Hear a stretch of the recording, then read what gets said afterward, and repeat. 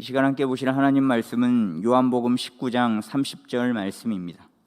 한 목소리로 합독하도록 하겠습니다. 예수께서 신 포도주를 받으신 후에 이르시되 다 이루었다 하시고 머리를 숙이니 영원히 떠나 가시니라. 아멘. 함께 인사해 보실까요? 잘 오셨습니다.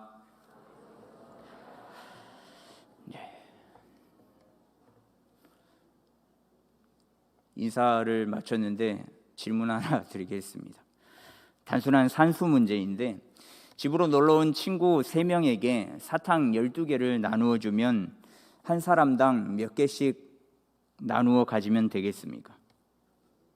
친구가 3명이 집에 놀러 왔는데 사탕이 12개가 있습니다. 그러면 친구들에게는 사탕을 몇 개씩 나눠주면 좋을까요? 3개다.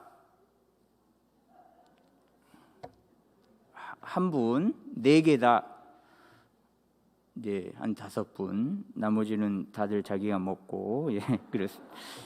이게 그 아이에게서 배우는 아빠라는 책의 일부분 내용인데, 글쓴이의 아이가 초등학교 2학년 때 이 수학 문제를 풀었답니다. 그러니까 집으로 놀러 온 친구 3명에게 사탕 12개를 나누어 주면 한 사람당 몇 개씩 돌아가냐, 한 사람당 몇 개씩 나누어 먹는 게 맞냐라는 질문인데요. 두말할 것도 없이 사실은 정답이 나와 있죠. 12 나누기 3 하면 정답이 4가 되겠죠. 그렇죠. 그런데 이 글쓴이의 아들은 정답을 3이라고 썼답니다. 그래서 틀렸겠죠. 왜냐하면 해답지에는 4개씩이니까요. 근데 왜 이렇게 썼냐, 왜 3개씩이라고 썼냐라고 질문을 했더니 당연하듯이 이렇게 대답을 했답니다. 저도 있으니까요. 그러니까 본인까지 포함하면 4명이 되는 겁니다. 그러니까 12 나누기 4는 3, 그러니까 각자 3개씩 본인 포함해서 먹어야 하는데 왜 4개씩 나누어 주는 게 정답인지 모르겠다. 그런 내용이 실려져 있었습니다. 근데 이게 아이의 논리로는 맞을 수 있는데 이것은 결국 정답이 아니거든요.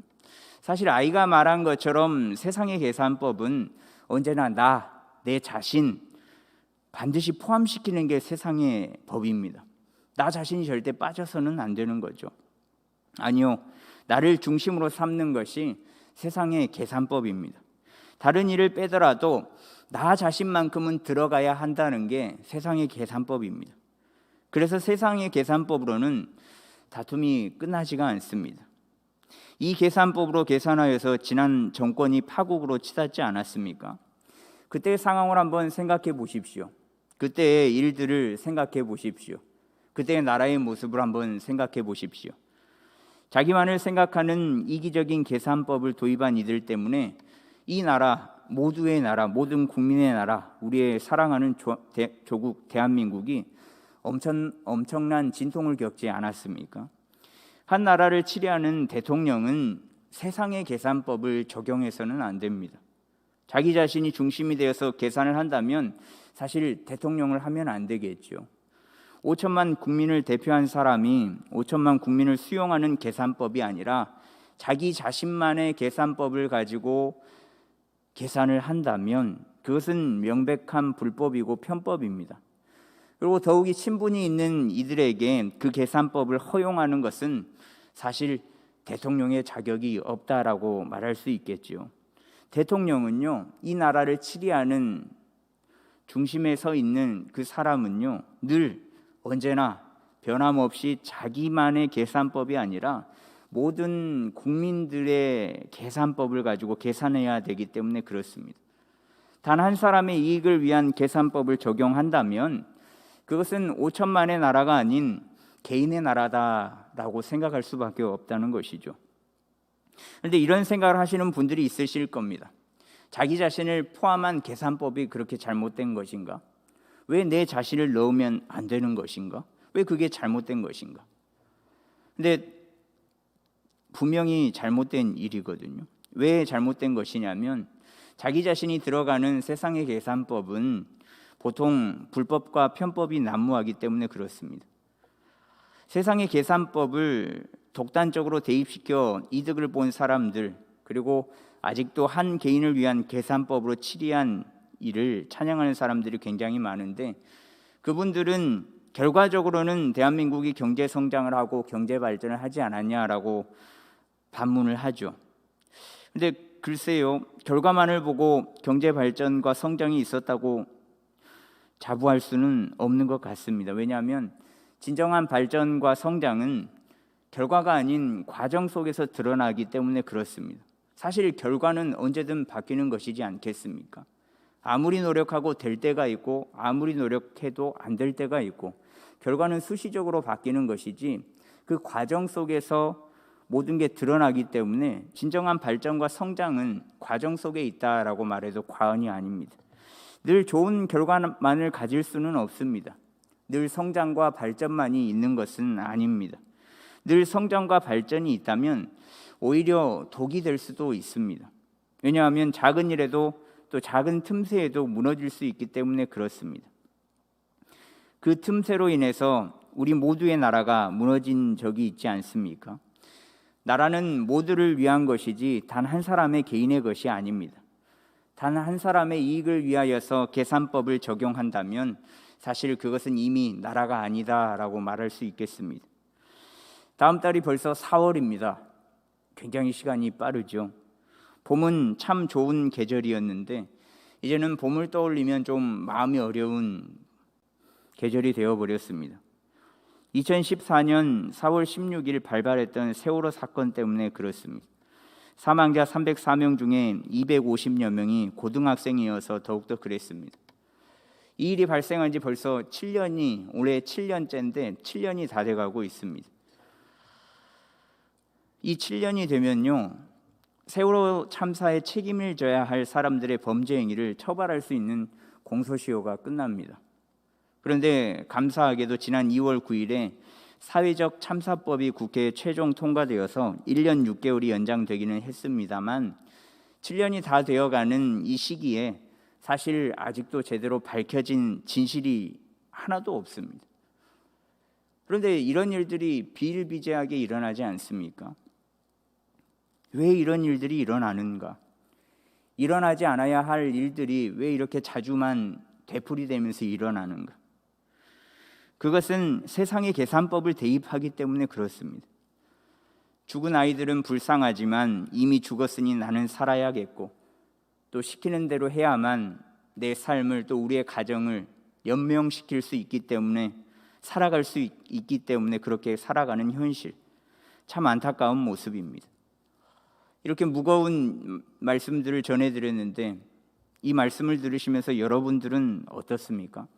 내 자신은, 또 우리들은 과연 어떤 계산법을 가지고 살아가고 있냐, 이 말입니다. 나 자신이 반드시 들어가야 하는 세상의 계산법입니까? 아니면 내가 포함되지 않아도 되는 예수님의 계산법이십니까? 우리가 믿는 주님이 어떤 분이십니까?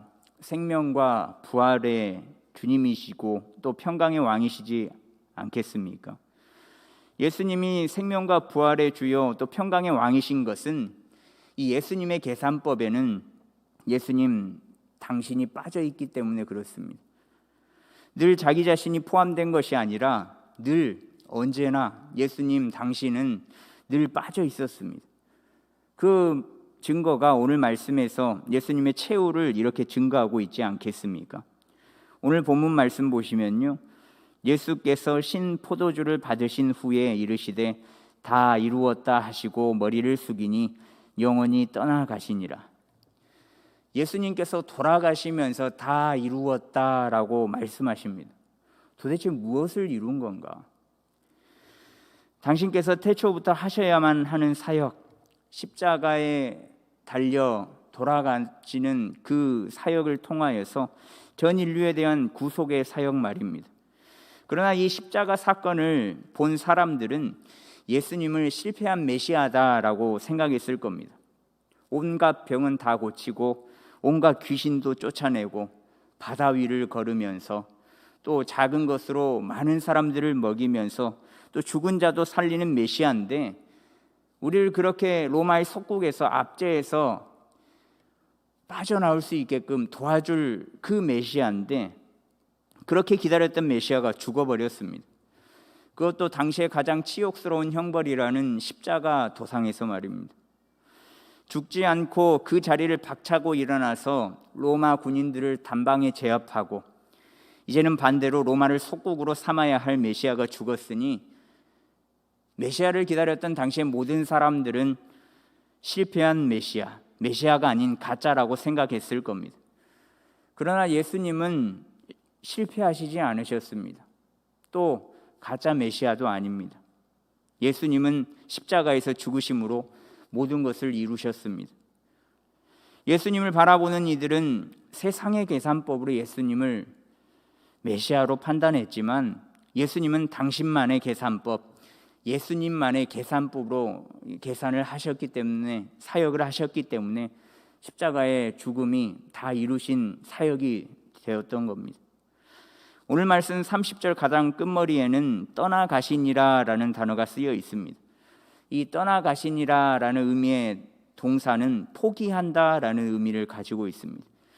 그러니까 예수님께서 십자가에 못 박혀 돌아가셨다는 것은 결과일 뿐이고, 예수님께서는 이미 그 이전에 당신 자신을 전 인류에게 나누어 주기 위하여서 자신을 이미 포기하셨던 겁니다.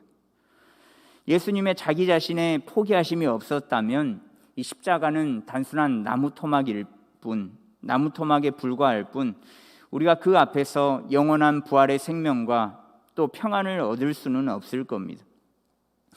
예수님께서 당신이 포함된 세상의 계산법이 아니라 예수님 자기 자신만의 계산법으로 당신을 희생하셨기 때문에 비로소 십자가에 능력이 있고 또 주님의 보혈에 능력이 있게 된 겁니다. 혹 예수님께서 세상의 계산법으로 사역하셨더라면 아마 십자가 사건은 그냥 인류 역사상 가장 기억해야 할 사건이 아니라 그냥 사형죄를 집행당한 한 개인의 죄로, 한 개인으로 남았을 사건입니다. 예수님의 모습은 철저하게 당신이 속해 있는 세상의 계산법이 아니라 철저하게 예수님이 배제된 예수님의 계산법으로 사역을 하신 겁니다. 그러니 마가복음 10장 45절에 이렇게 말씀하시지 않으셨습니까? 인자가 온 것은 섬김을 받으려 함이 아니라 도리어 섬기려 하고 자기 목숨을 많은 사람의 대속물로 주려 함이니라. 예수님께서 오신 이유는 자기 목숨을 많은 사람의 대속물로 주려 하심이었습니다. 많은 사람들이 메시아라고 칭송하면서 떠받들여주고 대접을 받기 위한 것이 아니라 자신의 목숨을 많은 사람의 대속물로 주기 위하여서 이 땅 가운데 오셨다라는 것이죠. 자신을 반드시 넣어서 계산하는 세상의 계산법이 아니라 당신은 희생하시면서 모든 인류를 위해 당신의 계산법으로 계산을 하신 겁니다. 이게 예수님의 계산법이거든요. 그리고 예수님의 계산법이고 곧 우리가 따라가야 할 계산법입니다. 이 계산법대로 살아가는 것이 굉장히 어려운 것을 저도 알고 있습니다. 제가 그렇게 살아가려고 노력하지만 되지 않는 모습이 굉장히 많더라고요. 아무리 해보려 하고 발버둥 치고 그렇게 예수님을 따라가려고 이 계산법을 적용한 삶을 살아내려고 해봐도 굉장히 어렵고 잘 되지는 않습니다. 그러나 예수님께서 이 계산법을 적용하셔서 삶을 사셨고 또 사역을 하신 만큼 우리도 따라가야 할 계산법이지 않겠습니까? 오직 이 예수님의 계산법을 적용시켜 살아가는 우리의 삶이 되었으면 좋겠습니다. 또 한번 질문을 드려보겠습니다. 이번엔 수학 문제가 아니라 영어 문제인데요. 친구에게 스마트 기기를 빌려줬는데 액정을 깨트려 버렸습니다. 미안하다, 진짜 미안해 라는 친구의 말에 올바른 대답은 무엇일까요? 보기가 있습니다. 1번 You're welcome, 천만에. 2번 Well, I'm still okay, 괜찮아, 그럴 수 있지. 3번 Pay the price, 값을 지불해, 사내. 4번 이거 좀 긴데요. I will never lend it from now on, 다음부터는 절대 빌려주지 않을 거야. 정답이 몇 번일까요?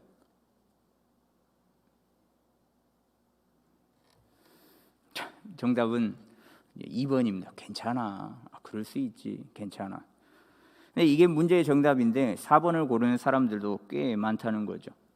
실제로 이런 류의, 제가 중학교 때 시험의 유형들이 이런 유형들이었거든요. 근데 실질적으로 4번을 고르는 아이들이 많다라고 하더라고요. 여러분들은 몇 번을 고르시겠습니까? 요즘 아이들의 계산법은 3번, 야, 사네, 돈 내놔, 값을 지불해. 혹은 4번, 다음부터는 빌려줄 수가 없다. 혹은 3번과 4번을 더한 답, 물어내, 그리고 다음부터 빌려줄 수는 없어. 덧붙여서 절교야, 그럴 수도 있을 것 같습니다. 요즘 아이들을 떠나 우리도 그럴 수 있을 것 같습니다. 세상의 계산법을 적용해서 말입니다. 그런데 이럴 때 예수님은 어떤 계산법을 적용하셨겠습니까? 세상의 계산법이 아닌 주님의 계산법을 적용하시지 않으셨겠습니까? 괜찮아를 넘어서, 야, 부서진 기계 때문에 마음 많이 졸였지? 그 마음 내가 알고 있어. 마음 졸이지 마, 나 괜찮아. 되려 너 필요하잖아, 내가 하나 사줄게. 그렇게 말씀하실 것만 같습니다. 자신은 없고 타인이 있는 삶, 자신의 이익을 위해 타인을 죽이는 것이 아니라 자신이 죽고 타인은 살리는 삶, 이게 주님의 계산법입니다. 사순절을 보내고 있는 지금 우리는 무엇을 쫓으며 무엇에 집중하고 있습니까?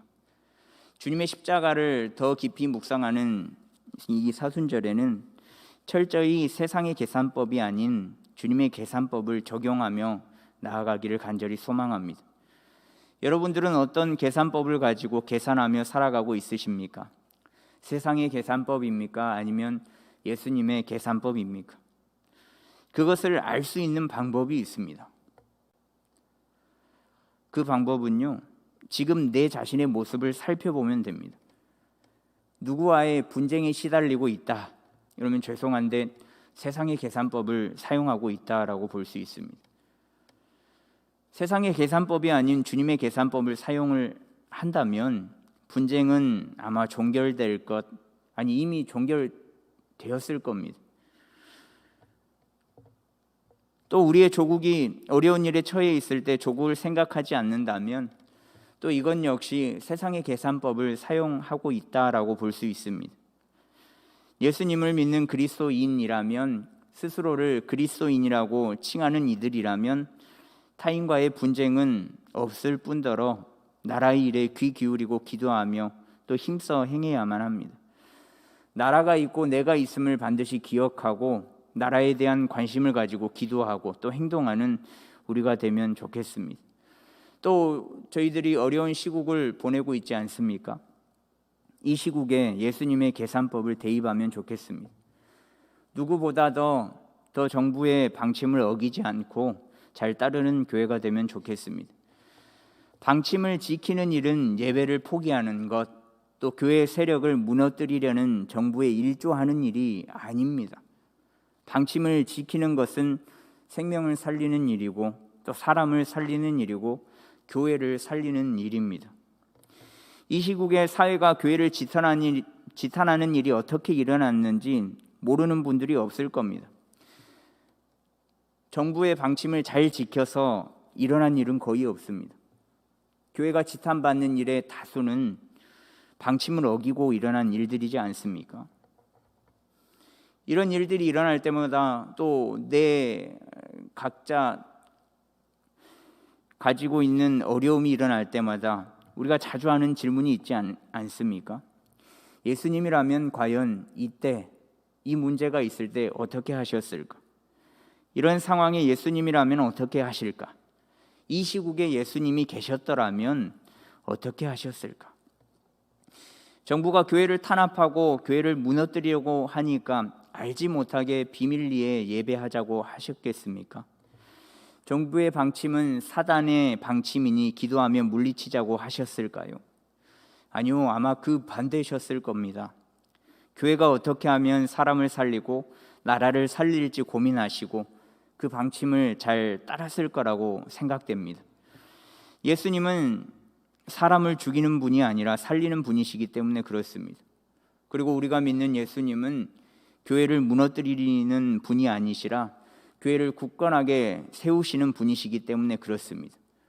세상의 계산법이 아닌 당신의 그 계산법으로 일하시면서 말입니다. 더불어서 이 시국의 일뿐만 아니라 우리 모든 일에 예수님의 계산법을 적용하며 살아가는 우리의 삶이 되었으면 좋겠습니다. 우리가 조금 손해보면 어떻습니까? 사실 가슴이 아프죠. 마음이 쓰리죠. 그냥 나와는 상관없는 일인데도 그냥 먼 지인의 지인이 땅만 사도 그렇게 배가 아픈데 손해보며 사는 게 굉장히 어렵습니다. 그러나 예수님께서는 손해라면 생명의 손해까지 보시면서까지 십자가에 달리셨는데 그 예수님을 믿고 그 예수님의 자녀라는 우리는 조금 손해보면 어떻습니까? 우리의 삶은 늘 주님의 것이라고 고백하지 않습니까? 찬양을 통해서 또 말씀을 통해서 여러 가지 방법들을 통해서 늘 나의 삶은 주님의 것, 우리의 삶은 주님의 것, 우리 교회는 주님의 것이라고 고백하지 않습니까? 그렇다면 주님이 내 삶의 주인이 되시는 것, 즉 예수님의 계산법을 적용하여 살아야만 합니다. 내가 조금 손해보더라도 남을 돌아볼 줄 아는 자가 또 우리가 되면 좋겠습니다. 나를 위해서 살지 않고 남을 위해 그리고 예수님을 위해 살아가는 우리가 되면 좋겠습니다. 이 땅에 하나님의 나라가 우뚝 서는 그날까지 내 자신의 계산법은 내려놓고 오직 예수님의 계산법으로 삶에 적용하며 살아가는 저와 여러분들이 되기를 간절히 소망합니다.